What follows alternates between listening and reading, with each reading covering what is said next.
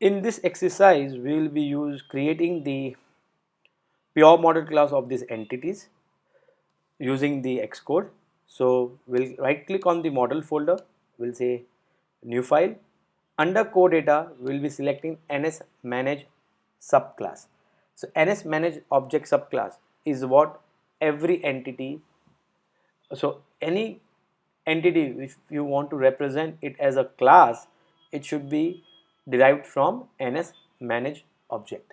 So the rule says when you're working with the core data, number of entities, you need to create that many number of pure model class, and all of those classes will be extending from ns manage object.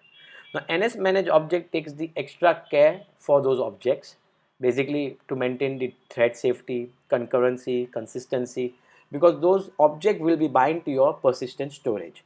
Therefore they are being taken an extra care, and therefore they come under the category called ns manage object.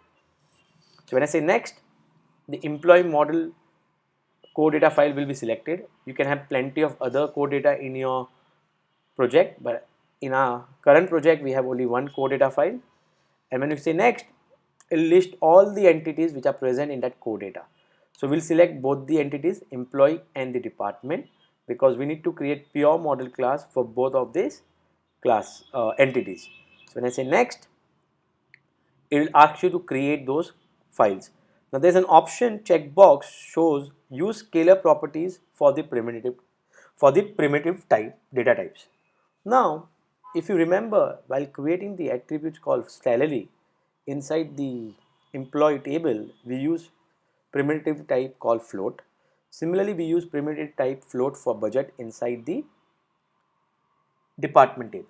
Now there are two options. Either you can create those properties as primitive type only, or you can create the objective or foundation object representing ns number for those properties. So we'll be demonstrating ns number in this exercise. So we'll be keeping this option unchecked and we'll say create. So as soon as you create, your employee gets create with first name, last name, salary being of type string number, and belongs to representing department. And in department you will find string, name as string, budget at ns number because we didn't choose the primitive type, and contains will be pointing to the employee.